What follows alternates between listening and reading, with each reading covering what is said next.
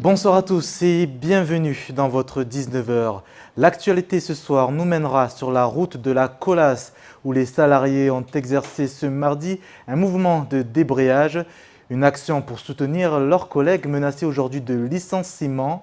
Les précisions au cours de cette édition, juste après le sommaire de ce mardi 14 novembre. Cette année a été des plus mouvementées pour les salariés de la Colas. À l'issue d'une grève de 2 mois et demi, la direction a entamé des procédures de licenciement contre 5 délégués syndicaux. Ce matin, une partie des salariés a débrayé afin de pointer du doigt ce qu'ils considèrent comme un abus de pouvoir. Et explication. Malgré leur défaite lors du 7e tour de la Coupe de France, à laquelle ils participaient pour la toute première fois, les Diables Noirs de Combagny ont reçu un accueil chaleureux de leurs supporters ce matin. De retour sur le territoire, les fidèles du club ont manifesté tout leur soutien inconditionnel aux vainqueurs de la Coupe de France régionale. Reportage. Longtemps un art en marge, le tatouage est maintenant assumé. À Mayotte, ils sont de plus en plus nombreux à confier leur peau aux tatoueurs. Nous sommes allés à la rencontre d'un des 2 tatoueurs de l'île afin d'en savoir plus sur cet art bien particulier. Rendez-vous à la fin de cette édition pour le découvrir. 5 mois après, la Colas fait son grand retour au chapitre des conflits sociaux dans le département. 5 délégués syndicaux restent aujourd'hui sur la sellette après le dernier mouvement de grève entre le mois de mai et juillet. La direction du groupe de bâtiments tente à nouveau de déposer un recours auprès de la Diète pour licencier les ex-grévistes. Ce mardi, une partie des salariés a décidé de débrayer par solidarité. Bastien Sabouret, Leslie Vimenet. Les représailles de la Colas restent en cours. Suite à la grève qui eut lieu de mai à juillet dernier, la direction a procédé au licenciement de 7 personnes. Un salarié en CDI avec 25 ans d'ancienneté et 6 personnes en contrat précaire se sont fait mettre à la porte. Mais les sanctions ne sont pas terminées. 5 grévistes restent dans le collimateur de la direction. Protégés par leur statut de représentants du personnel, certains sont plus difficiles à mettre dehors. La Colas a entamé des procédures, mais pour vice de forme, les salariés concernés ont obtenu gain de cause. La direction n'est pas satisfaite et retente un recours en justice. Aujourd'hui, on a fait appeler les salariés de débrayage aujourd'hui parce que Colas, lorsqu'on a fait la grève, il nous a poursuivis à la DEC de licenciement. Mais comme ils ont fait des erreurs avec le bureau des CE, du coup toujours, là et encore deuxième fois, il nous poursuit pour une autre convocation que la CE vote pour qu'on licencie les délégués. Pour les syndicats, les revendications sont légitimes. Les salariés concernés sont anxieux. Leur place au sein de la société est désormais très fragile et c'est un appel à la paix que les ex-grévistes souhaitent délivrer à leur employeur. Le problème, c'est de rouvrir le dossier à nouveau. C'est ça ce qu'on veut pas en fin de compte. On veut tout simplement que la paix sociale revienne dans la société et que puis on arrête un peu les poursuites à droite et à gauche. Et puis, ça fout un peu la mauvaise ambiance dans la société. Ce qui s'est passé, c'est passé. On aimerait bien que tout redevienne calme et que chacun y trouve sa place dans la société. Peut-être trop tard pour le patronat qui ne semble pas prêt à pardonner. En attendant une décision de la DIECT, la direction n'a pas souhaité s'exprimer. Et oui, de l'eau dans le gaz, il y en a également du côté de la société Maïco où le mouvement continue. Toujours pas de discussion à l'horizon, salariés et direction campent sur leur position. Ce mardi après-midi, de nombreux grévistes se sont rendus au tribunal suite à une convocation. Bonsoir, Midaïn Saïd Swali. Bonsoir Sonny, bonsoir à tous. Bienvenue dans ce 19h. Vous aviez rendez-vous avec la justice ce mardi après-midi. Un référé reporté à vendredi matin. Que vous reproche-t-on aujourd'hui ? D'après les convocations, parce qu'il faut savoir qu'on est 14 salariés à être convoqués. Et on nous reproche entre autres d'entrave à la libre circulation. Donc c'était entre autres en gros ce qui nous a été reproché et c'est pour ça qu'on a été convoqués. Est-ce que vous comprenez cette traduction en justice ? Écoutez, de toute façon, on s'attendait à ça, vu depuis le début du mouvement, comment réagissait notre direction. Parce qu'à chaque fois qu'ils venaient au travail, c'était accompagné par des huissiers. Du coup, on s'attendait que tôt ou tard, on sera convoqué à la justice, quoi. Midaïn Saïd Solihi, dernièrement, un huissier en provenance de La Réunion est venu à votre rencontre pour recueillir vos doléances. Sont-elles remontées depuis auprès de la direction?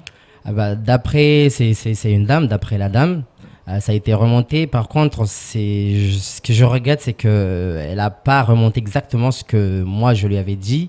À savoir, quand je parlais de l'augmentation de 4%, je n'ai pas dit pour tous les salariés, mais pour quelques salariés qui n'ont pas bénéficié de cette augmentation, qu'ils auraient dû bénéficier depuis avril 2017.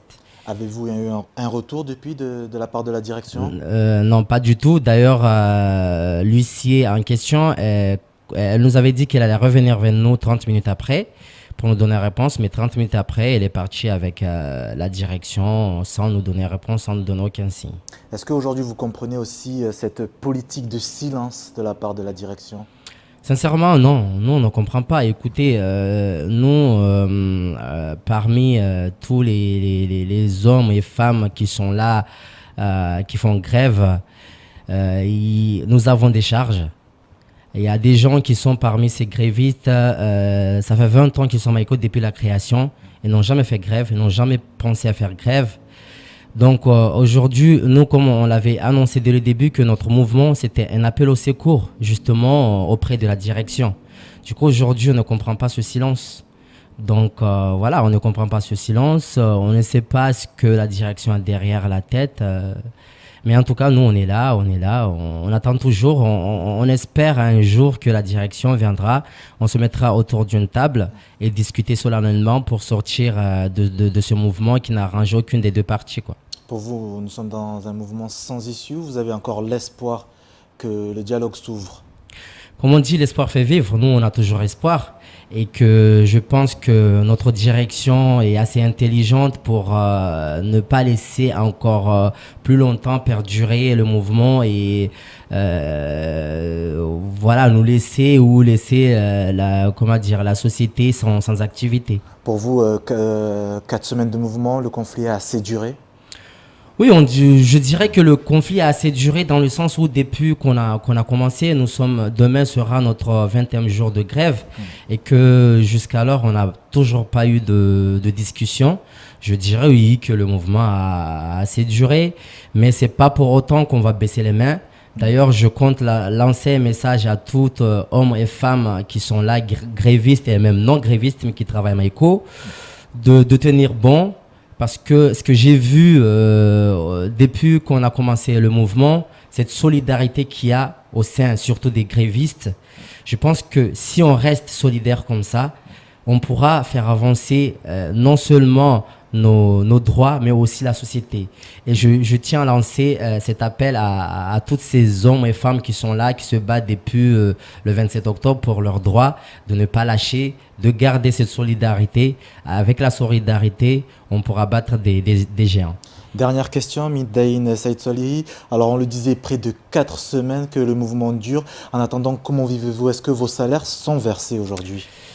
Écoutez, à ce jour, on ne sait pas. On ne sait pas parce que comme on n'a pas pu discuter avec la direction, ce point-là, justement, on souhaite le discuter le jour qu'on se mettra autour d'une table. À ce jour, pour moi, ces jours de grève ne seront pas payés parce qu'on n'a pas pu discuter. Parce que je ne peux pas dire que je fais grève et je serai payé. Mais en tout cas, le jour que la direction viendra, qu'on se mettra autour d'une table, on évoquera cette question justement pour ces jours de grève, si ça serait possible que ça soit payé, quoi. Le dernier mois, il a été versé, le salaire, ou pas du tout? Oui, le dernier mois a été versé. Le virement de salaire, c'était le 26 octobre. Et nous, on a commencé la grève le 27. Du coup, pour octobre, on a été payé. Merci, Midaïn Saïd Solihi, d'être passé par vous, ce 19h. Direction Kaweni à présent, où vendredi dernier se tenait le premier workshop, un atelier de travail où toute la population du village est invitée à discuter du prochain visage de leur quartier. Un projet urbain issu de la signature de protocole de préfiguration préparé par la commune de Mamoudzou. Bastien Sabouret. Vendredi dernier, un workshop a lieu à la maison du projet de Kaweni, Un après-midi où la population du quartier est invitée à se réunir. 7 ateliers de travail sont organisés pour discuter du prochain visage urbain que chacun aimerait donner à son village. Déjà qu'il y ait des structures surtout pour développer de l'emploi dans Kaweni. Donc après, il y a aussi l'accessibilité aux espaces urbains. Donc permettre aux Kaweniens d'avoir de l'éclairage, ne serait-ce avoir un peu de ramassage des ordures régulièrement. Moi, quand je dis ville, je vois genre, tu vois les villes métropoles, hein, genre Vénissieux, du banlieue parisien, des choses comme ça. Il y a des idées qui reviennent tout le temps, par exemple la sécurité, l'aménagement. C'est suite à la signature du protocole de préfiguration avec l'Agence nationale de rénovation urbaine, le Conseil départemental de Mayotte et ses différents partenaires que la ville de Mamoudzou prépare aujourd'hui la convention du nouveau projet de renouvellement urbain de Kaweni. Là, on est en train de mettre en place la co-construction, une première concertation avec la population. Parce que ce n'est pas le tout de construire, mais il faut construire avec la population, leur demander quels sont leurs besoins. Technécité à la charge d'accompagner la commune dans la mise en place d'une politique globale de communication et de concertation. L'équipe a pour but de créer et maintenir le lien avec les habitants, de mobiliser la population et de recueillir son expertise du quartier. On est partie prenante, hein.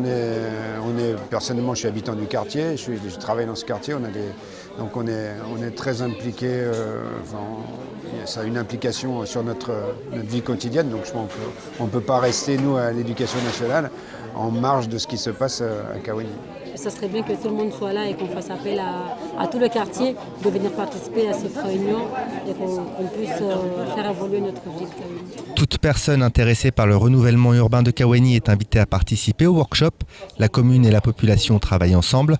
Le quartier a un énorme potentiel. La principale zone industrielle de l'île s'y trouve. Gageons que le poumon économique de l'île puisse bientôt pouvoir respirer. Autre projet de construction et de développement, les Assises des Outre-mer. Elles ont débuté sur l'ensemble des territoires ultramarins depuis quelques semaines. Des assises pour autant loin de faire l'unanimité. Nombreux semblent voir ce grand rendez-vous comme un feu de paille ayant pour but de gagner du temps, des futurs grands investissements étant conditionnés au futur livret bleu. Pour Daniel Zaidani, conseiller départemental de Pamandzi, Mayotte n'est plus à l'heure des constats. Il est temps désormais de prioriser les projets et de les lancer au plus vite. On l'écoute. Toutes les discussions que nous avons aujourd'hui ne servent qu'à tourner en bourrique la population sans aboutir à quoi que ce soit. La seule orientation que nous avons besoin aujourd'hui, c'est de dire on commence par quoi ? C'est ça. Point barre. Toute discussion n'est là que pour endormir la population. Et moi, en tant qu'élu, je me refuse à cela. Je veux qu'on priorise les investissements. L'État a dit qu'elle a 1 milliard. Il faut que Mayotte se positionne en pole position en donnant ses priorités. Parce que nous sommes le territoire incontestablement le plus en recul par rapport à la métropole. Donc à partir de là, s'il n'y a que 1 milliard, la priorité doit être pour le territoire de Mayotte. Mais pour ce faire, il faut que Mayotte dise ses priorités. Actuellement, nous perdons notre temps, nous perdons du temps dans des discussions qui n'aboutiront à rien dans la mesure où l'ensemble de ces discussions ont déjà été évoquées. Toutes les textes de loi qui doivent être étendus sur Mayotte, nous les connaissons. Propos recueillis lors de la matinale de Kwezi ce mardi. Bonsoir Pierre Bellucci. Bonsoir Sony, bonsoir à tous. Alors Pierre, ces assises, une perte de temps comme le dit Daniel Zaidani ? Une perte de temps, en tout cas un gain de temps, ça c'est une certitude pour un nouveau gouvernement qui arrive. Ça permet effectivement de remettre certaines choses à plat. Je suis d'accord avec lui quand il dit effectivement que les constats ils ont déjà été faits, les problèmes on les connaît, ils sont pas nouveaux, ils sont là depuis de nombreuses années, ils sont difficiles à régler. Maintenant, là où je suis pas tout à fait d'accord, c'est qu'il dit qu'il faut justement prioriser. Et c'est vraiment là peut-être le seul objectif. En tout cas, le seul objectif que je pense qu'il faut mettre en avant, c'est cette priorisation. Il veut, les assises ont vraiment pour but, dans des domaines tels que l'éducation, tels que l'insécurité, tels que l'immigration, de mettre en avant des priorités qui vont faire l'objet justement d'investissements futurs et de grands projets. Donc vraiment, je pense que c'est ce qu'il faut retenir de ces assises. Après, je suis tout à fait d'accord avec lui sur le fait que les constats, il faut arrêter d'en faire à un moment donné. On les connaît, ils ont déjà été faits, et c'est pas en faisant tous les 5 ans que les choses vont évoluer. Il faut vraiment investir, il faut qu'il y ait des grands projets, mais effectivement, on est d'accord, il faut prioriser, et ces assises, elles ont vraiment ce but-là. Elles ont pour but de mettre en avant certains projets par rapport à d'autres, des projets qui auront été concertés avec l'ensemble de la population. Aussi, c'est justement ça la nouveauté, c'est la population, ils participent. Oui, effectivement, ça c'est aussi une nouveauté. Maintenant, dans quelle mesure elle y participe, on voit qu'effectivement il y a un sondage. On ne sait pas exactement comment ça va s'organiser ensuite, c'est-à-dire comment ces sondages vont être réutilisés. Est-ce que l'État va décider de suivre complètement ce que la population souhaite, ou est-ce qu'il va y avoir des adaptations en fonction aussi des budgets, en fonction de... Voilà, ça c'est aussi des questions qui tournent autour de ces assises. En tout cas, ce qu'il y a de sûr, c'est qu'effectivement, il y a cette nouveauté par rapport à la participation, même si ça, je pense qu'elle est tout à fait logique et elle devrait s'appliquer à la démocratie de manière générale. Au-delà de ces assises, c'est bien de demander à la population, mais je pense qu'il faudrait le faire non-stop. Il faudrait le faire à chaque fois qu'il y a des grands projets qui émergent sur le territoire, ou en tout cas des idées de projets. Maintenant, effectivement, ces priorités qui vont émerger, ça c'est quelque chose de vraiment important. Et là, les élus vont avoir un gros travail, la population aussi. Et lorsque tout le monde se sera concerté, on va voir aussi ce que donne l'État derrière, et si l'État vraiment met en application et lance de grands chantiers dans ces domaines tellement importants pour Mayotte. Merci Pierre pour toutes ces précisions. En football à présent, toute autre chose dans votre 19h. Les Diables Noirs de Combani sont de retour sur l'île, fraîchement battus en métropole le week-end dernier lors du 7e tour de la Coupe de France.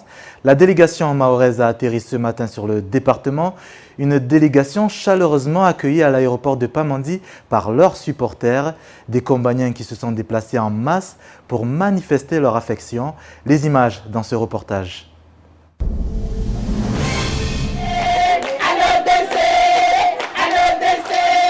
Accueil triomphal pour les joueurs de Combani. Malgré la mésaventure romorantaise, les Combaniens ont fait le déplacement en nombre à l'aéroport de Pamandzi pour saluer leur héros. On est venu aujourd'hui pour accueillir notre équipe DNC, pour leur montrer qu'on est avec eux, qu'on les encourage, qu'on est avec eux du début jusqu'à la fin. Et on est fiers. Ils ont fait de leur mieux. Bon, c'est comme ça, c'est un match, c'est un sport. Il y en a un qui gagne, il y en a qui perd. Donc aujourd'hui, c'est nous. Bon, en tout cas, je suis fière d'eux. On a laissé notre travail pour venir encourager nos frères, nos grands frères et notre équipe, pour présenter notre village, montrer à Mayotte qu'on est fiers de notre équipe. Malgré qu'on a perdu, mais on est fiers de notre équipe. Une fierté et un soutien sans faille de la part de tout un village, aujourd'hui apprécié par les derniers vainqueurs de la Coupe de France régionale. On ne pensait pas qu'on allait être accueillis comme ça. C'est très émouvant quand même. On a vu que le village est resté derrière son équipe jusqu'au bout.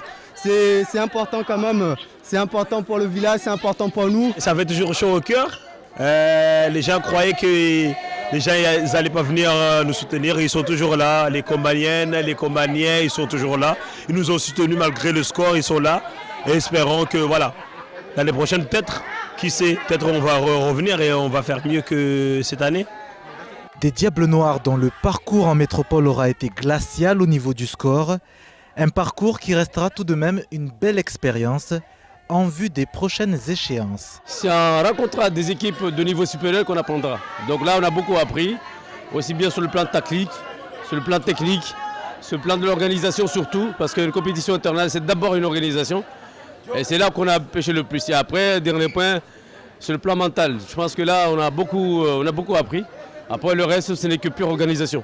Un apprentissage, mais également un échec, témoin du retard conséquent du football local sur l'Hexagone. Le football mahorais de celui de la métropole, ça n'a rien à voir. On a vu, parce que bien sûr, on est mal équipé ici.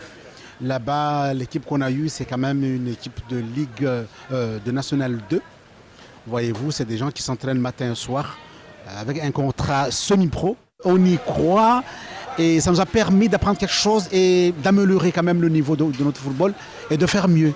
Si Dieu nous donne encore la chance de partir l'année prochaine.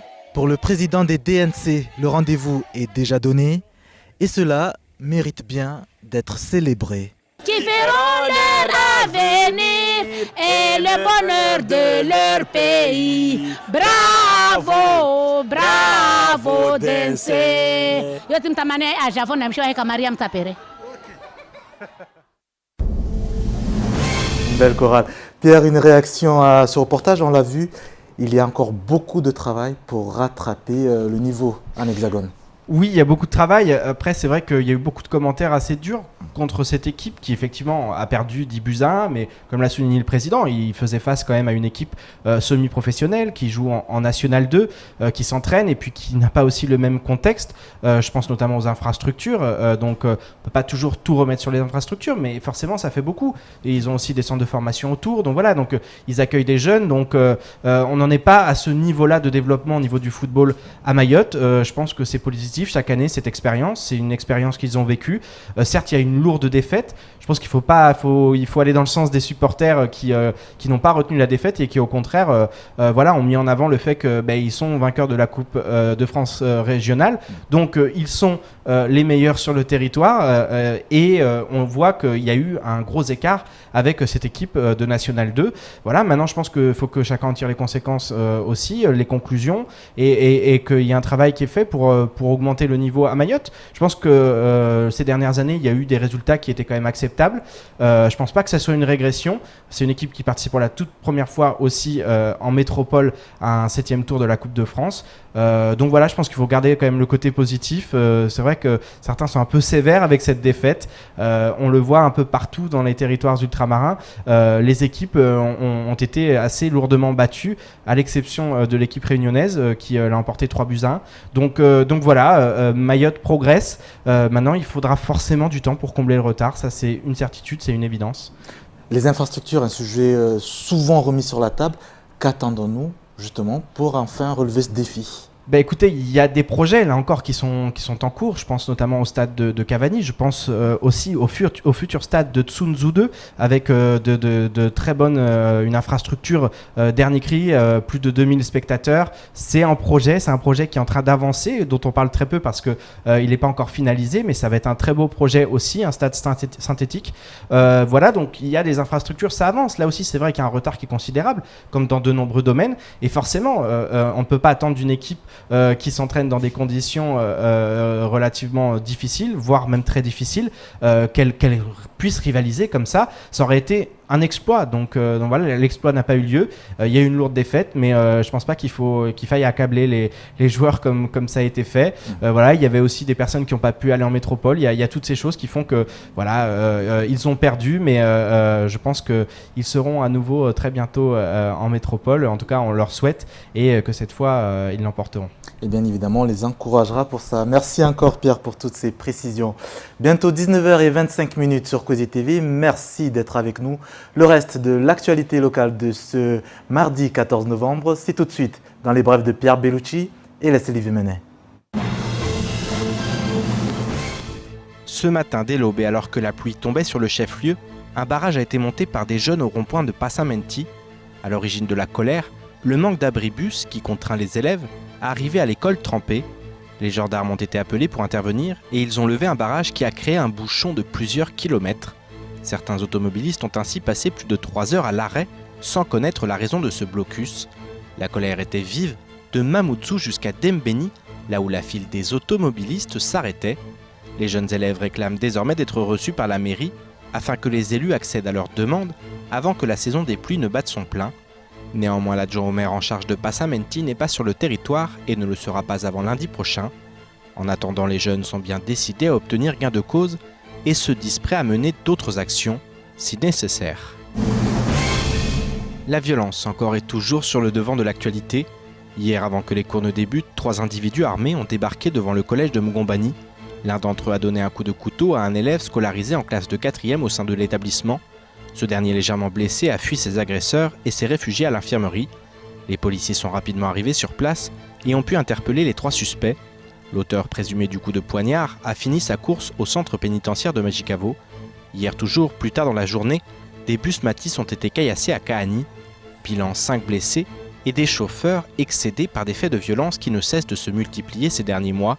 Ils envisagent ainsi de mener une action pour faire pression sur les élus afin que ces derniers trouvent des solutions pérennes et durables pour mettre fin à la violence. La 4e édition de Top Outre-mer est parue. Elle réunit un annuaire, un guide ainsi qu'un wizou répartis sur tout l'outre-mer et la France hexagonale. L'objectif est de promouvoir les territoires ultramarins et de guider tous ceux qui souhaiteraient les découvrir. L'édition nationale se compose ainsi de 330 pages, tandis que les éditions régionales de 32 pages chacune sont commercialisées avec les cahiers France Hexagone et Top People inclus, soit des versions de 138 pages. De nombreuses personnalités mahoraises y figurent dans des domaines tels que la politique, le monde économique, les médias ou encore le sport. 100 pages sur 330 sont déjà consultables gratuitement sur le site internet www.topoutremer.com. Les Top Outre-mer régionaux sont commercialisés au prix de 20 € plus frais de port en version papier et 15 € en version numérique, avec téléchargement à la commande. C'est ce que l'on appelle l'art dans la peau. Discret ou imposant, le tatouage s'affiche désormais dans notre quotidien, sur la peau, dans la rue ou bien encore dans les shops. Le style s'impose après avoir longtemps été en marge. À Mayotte, cet art reste encore peu connu du grand public. L'île compte actuellement 2 tatoueurs.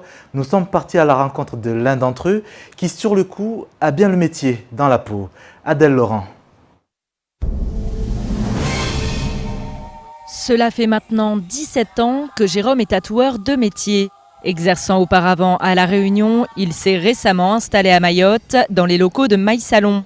Et si le tatouage est resté une pratique marginalisée jusqu'au milieu des années 1980, cet art est maintenant devenu un véritable moyen d'expression individuel. J'ai de tout. Franchement, ça peut aller des simples tatouages comme vous avez vu dehors, que de la ligne, que du tracé, du truc bien technique. Ou après, comme vous avez pu voir, le bras morbide avec des ombres, voilà, des roses, c'est aussi magnifique. Au jour d'aujourd'hui, on a de toutes les classes sociales. Ça va du monsieur assez aisé aux jeunes qui sortent juste de ses études. Donc c'est voilà, avant, on va dire il y a 20-25 ans en arrière, c'était réservé qu'à une sorte de classe sociale, des voyous, des marins ou les militaires. Maintenant, aujourd'hui, on a tout le monde. Mon plus vieux client que j'ai eu à La Réunion, il avait 77 ans. Donc ça va. J'ai la chance et l'honneur de pouvoir vivre de ma passion. Et c'est pas chose donnée à tout le monde. Mais concrètement, comment crée-t-on un tatouage ? Pour gagner du temps, je pose un carbone. Après, je vais donc commencer à faire toutes mes lignes, à faire toute ma base, à poser ma base. Et après, une fois que j'ai posé mes lignes, je pose directement tous mes détails. Et après, je travaille le modèle avec des ombres et des remplissages de noir. Et le tatoueur a une éthique. Il ne tatoue pas certains endroits sensibles comme le cou, les mains ou encore le visage, ainsi que les personnes mineures. Hier, c'était un majeur, bien connu de Mayotte, qui a confié sa peau au tatoueur. C'est parti pour 3h30 de tatouage. Pour l'instant, le traçage, ça fait rien du tout. C'est comme un téléphone qui vibre sur ta peau. Mais après le remplissage, il y a quelques petites douleurs, ça dépend des endroits. On sent quand même les aiguilles rentrer, mais c'est supportable. Juste, tu serres un peu les dents et c'est bon. Une fois que tu as l'habitude des tatouages, tu veux pas te faire tatouer par n'importe qui parce qu'il y a déjà l'hygiène qui est très importante. Tu as la façon de le faire, l'inspiration de la personne et forcément ça joue. Et on a essayé une première fois, ça a super bien marché, j'ai adoré, on a fait une deuxième fois et voilà la troisième.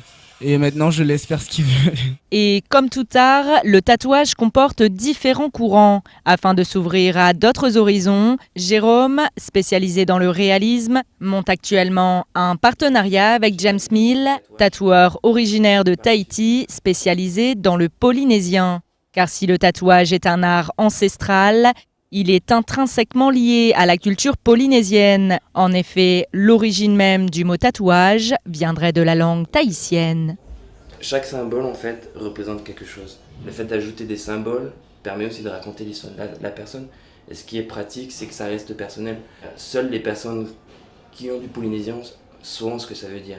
Donc c'est un peu un échange entre le client et le tatoueur, car moi, je crée leur histoire. Donc les deux personnes doivent vraiment savoir l'histoire du client. Reste le client et moi. Qu'il soit symbolique ou esthétique, le tatouage reste donc un moyen d'expression bien personnel. Et si cet art n'est plus méconnu, il n'est tout de même pas encore reconnu à sa juste valeur. Fin de ce journal, merci de votre fidélité. Tout de suite, Alexandra Marouane pour la météo. Retour de l'information demain dès 6h, la matinale de Kwesi pour un décryptage de l'actualité du jour. J'aurai le plaisir de vous retrouver à 19h pour votre JTM. Belle soirée à tous et à demain si vous le voulez bien.